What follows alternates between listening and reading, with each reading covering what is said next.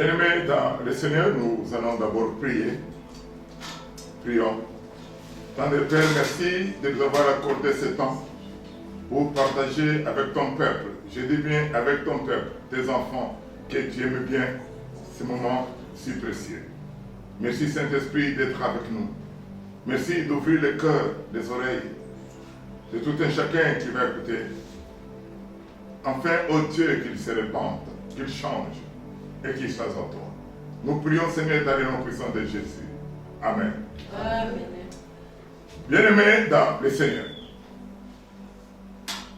nous avons certes prêché les jours passés, mais plutôt nous avions donné des messages prophétiques de la provenance du Seigneur notre Dieu, de ce que Dieu a dit, de ce que Dieu voulait.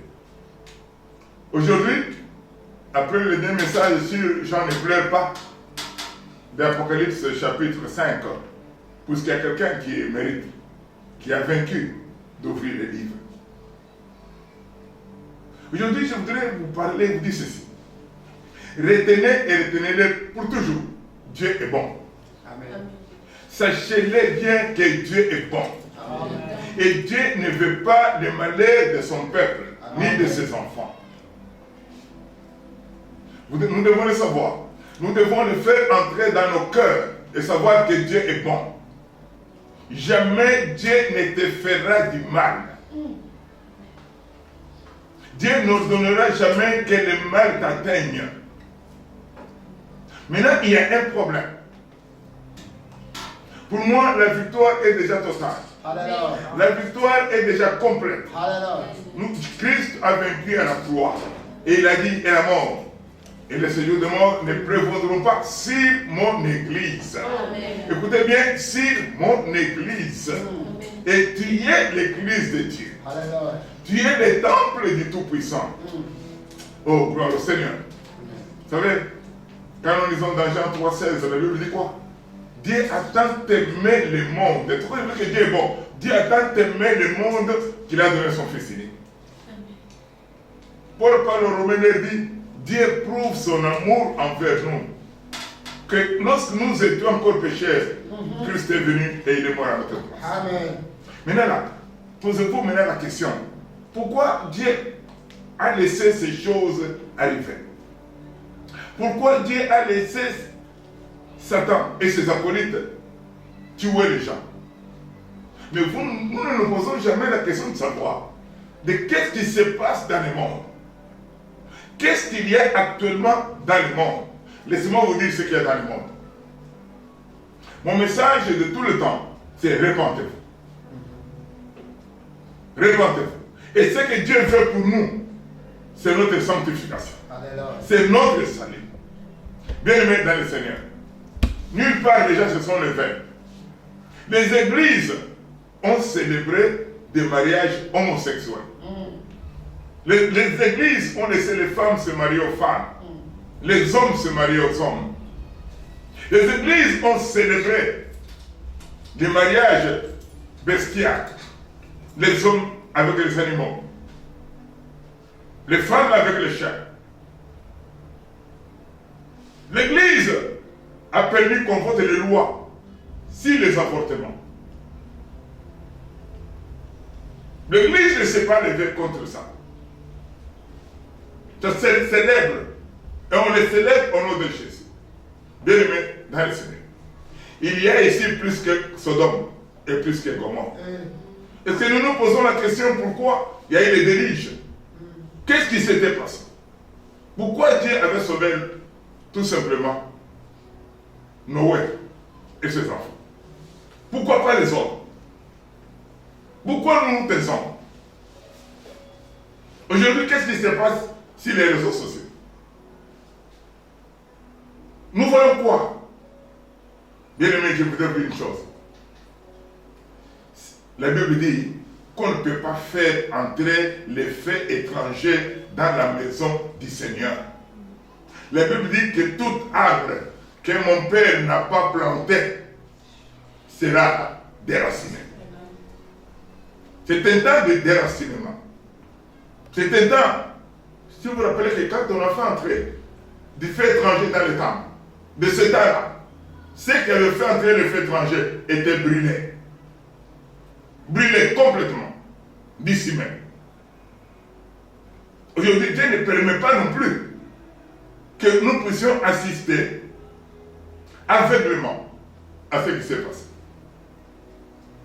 Il est temps qu'on applique une bonne histoire, celle de Ninive. Dieu prit Jonas et l'a envoyé à Ninive. Dieu a vu que cette ville était mauvaise. Les gens se comportaient comme ils voulaient. Dieu envoya Jonas à Ninive. Il s'enfuit vers Tarsis, ce n'est pas notre problème. Mais il est arrivé à Ninive. Il cria sur la ville de Ninive du matin au soir. À partir du roi et tous les peuples acceptèrent la parole de la repentance. Ils se confessaient, ils s'agenouillaient, ils décrétèrent un jeûne et ils demandèrent pardon au Seigneur. Il est temps que le monde entier s'élève et sache qu'on ne peut pas blasphémer le nom du Seigneur. On a plus crainte du coronavirus que de Dieu. Nous devons avoir peur de Dieu. La Bible, quand elle parle de Dieu, notre Père, on nous dit qu'il est un fait dévorant. Vous savez, je voudrais vous ramener dans les livres dans l'Ancien Testament, dans les livres de Jérémie, au chapitre 7. Je voudrais vous lire quelques versets avant que je ne continue. La parole qui fut adressée à Jérémie de la part de l'Éternel en ce moment. Place-toi à la porte de la maison de l'Éternel.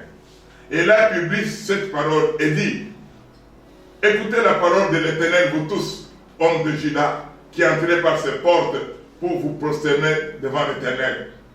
Ainsi parle l'Éternel des armées, les dieux d'Israël. Réformez vos voies et vos œuvres, et je vous laisserai demeurer dans ces lieux. Ne vous livrez pas à des espérances trompeuses en disant: c'est ici le temple de l'Éternel, le temple de l'Éternel, le temple de l'Éternel. Si vous réformez vos voies et vos œuvres, si vous pratiquez la justice envers les uns et les autres, si vous opprimez pas l'étranger, l'orphelin et la veuve, si vous ne répandez pas en ces lieux les sangs innocents, et si vous n'allez pas auprès d'autres dieux pour votre malheur, alors je vous laisserai demeurer dans ces lieux, dans les pays que je donne à vos pères d'éternité en éternité. Mais voici, vous vous livrez à des espérances trompeuses qui ne servent à rien. Quoi? Dérober, tuer, commettre des adultères, jurer faussement, offrir de l'encens à Baal, aller après d'autres dieux que vous ne connaissez pas. Puis vous venez vous présenter devant moi dans cette maison sur laquelle mon nom est évoqué et vous dites: nous sommes délivrés. C'est afin de commettre toutes ces abominations. Bien-aimés dans le Seigneur, pourquoi Gédéon est venu? Pourquoi les apôtres, les prophètes sont venus? C'est toutes les fois qu'Israël a péché. Israël ne pouvait pas vaincre. Même le simple fait d'avoir désobéi à Jéricho, Akan avait pris ce qui était précieux, ce qui était dévoué pour l'Éternel. Il le cacha dans sa tente. Bien-aimé, il mourut, lui, sa femme et ses enfants. Quand Josué a attaqué Haï, la première fois, Josué a échoué. Les gens sont morts. Josué s'est posé la question: Seigneur, pourquoi? Il enlève les habits, il tombe. Il dit: Seigneur, pourquoi? Pourquoi cela m'est-il arrivé? Pourquoi les vaillants sont-ils tombés? Il dit: non, Israël a péché. Et il est voué par l'intérêt. Mais on a péché en quoi? Après avoir fouillé, on a vu que c'est Akan qui avait désobéi à la parole de l'Éternel. Bien-aimés dans le Seigneur, sachons ceci: si la crainte de l'Éternel n'est pas avec nous, nous allons à l'église, nous allons dans des églises. Je vous ai dit la fois passée que la plus grande des églises, c'est ton corps, c'est ton cœur. Ce n'est pas le temple comme vous en pensez. C'est d'abord toi. On a dit ici vous tuez, vous dérobez, vous commettez des adultères. On fait passer sur les réseaux sociaux les adultères des hommes de Dieu avec les femmes, avec les filles des églises, avec les hommes des églises. Les nudité. On change même, on dit ça en lingala. Les mutakala. Et les gens voient que c'est des ravissements. Et l'église de Dieu est bafouée. Même des pasteurs qui ne sont pas concernés, qui vivent dans la crainte du Seigneur, se trouvent dans cette honte-là. Puisque ceux qui se disent pasteurs comme eux commettent des choses infâmes. Bien aimés dans le Seigneur, il est temps que toi et moi, nous puissions prendre conscience et sanctifier l'église du Seigneur. Dieu, lui, il est bon. Dieu, il est bon. Il nous aime. Et il nous aime beaucoup. Mais nous ne l'aimons pas. Jésus a dit, si vous m'aimez, gardez mes commandements. Et si nous lisons dans Deutéronome 28, verset 1, la Bible dit, si tu obéis à la voix de l'Éternel ton Dieu, en mettant en pratique ses lois, ses commandements, ses prescriptions, c'est alors quoi? Que vous deviendrez grand. C'est alors que vous deviendrez riche. C'est alors que vous aurez de la domination. Aujourd'hui, nous n'avons pas la domination. Parce que nous n'obéissons pas. La crainte de l'Éternel n'est pas présente. Alors je vous recommande et je vous appelle à la repentance. Repentons-nous sincèrement. Arrêtons ce que nous faisons. Réformons nos voies. Comme l'a dit Dieu à Jérémie chapitre 7, que nous venons de lire. Nos voies doivent être réformées. Nous devons nous poser des questions nous-mêmes. Où sommes-nous? Que faisons-nous? Où allons-nous? Ninive s'est repentie. Ninive est revenue à Dieu. Ça a même fâché Jonas. Jonas était fâché contre le salut de Ninive. Mais Dieu a dit à Jonas, qui se plaignait à cause d'un arbre buisson, qu'un insecte avait mordu et l'arbre buisson a séché. Dis-toi, tu te plains de ça. Moi, je ne me plaindrai pas de ma créature. Non. Bien aimé dans le Seigneur, il est temps que nous réformions nos voies, que nous voyions sincèrement. Pendant ce temps de confinement, confine-toi aussi dans ton cœur. Demande à ton cœur où tu es. Où est la place de Dieu dans ta vie? Dites ainsi, Dieu est bon. Quiconque invoquera le nom du Seigneur Jésus sera sauvé. C'est ce que la Bible dit. Elle dit, revenez à moi et je reviendrai à vous. Je voudrais que Dieu vous bénisse. Vous qui allez prendre conscience de ce partage que nous avons eu ce matin. Non, l'état est accompli. Et le royaume de Dieu est proche. Le royaume de Dieu est proche. Pour certains, aujourd'hui, c'est un jour de salut. Dieu vous permet d'écouter cette parole que nous partageons avec vous. Et je suis sûr et sincère que tu vas accepter cette parole et tu vas aller à la repentance, à la confession. Tu vas arrêter avec tes mauvaises voies, avec tes mauvaises pratiques. Et le scandale est même dans les églises. Les gens se disputent les grades. Ils s'empoisonnent même. Ils se disputent les offrandes, les dîmes et les actions de grâce. Et d'autres trouvent ça que ça, c'est normal. Et aujourd'hui que les églises sont fermées, les gens se disent, mais on va manger comment? On va vivre comment? Israël a mangé comment? Israël a vécu comment? L'Éternel n'abandonne jamais ses oins. L'Éternel n'abandonne jamais ceux qui le craignent. Il est toujours avec eux. Gloire soit à Dieu, Seigneur. Moi, je vois même des gens venir chez moi, déposer à manger. Au nom de Jésus-Christ. Même des gens que je n'attendais pas que ces gens pouvaient passer chez moi. L'Éternel m'envoie des corbeaux. Il vous enverra des corbeaux sur cette à lui. Oh, Dieu est bon. Laisse-moi te dire que Dieu est bon. crois en lui et tremble devant lui.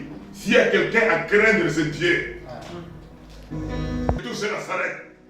Que Jésus règne. Oui, Père, que ton règne vienne.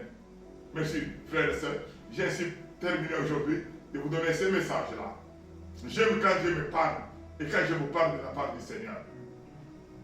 Dans le nom puissant de Jésus, je voudrais prier pour vous. Tendre Père, Dieu Tout-Puissant, Jéhovah, aide ton peuple, soutiens ton peuple. Celui-là qui écoute, celui-là qui voit cette vidéo, soutiens-le. Donne-lui la foi de savoir que bon. Donne-lui la foi de savoir que tu l'aimes, de savoir que si Dieu est avec nous, qui sera contre nous? Et il dit, avec Dieu, nous ferons des exploits. Avec Dieu, nous écrasons les microbes et les maladies. Avec Dieu, c'est des merveilles. Soutiens-le. Guéris ceux qui doivent être guéris. Bénis ceux qui doivent être bénis. Père, j'ai prié au nom de Jésus.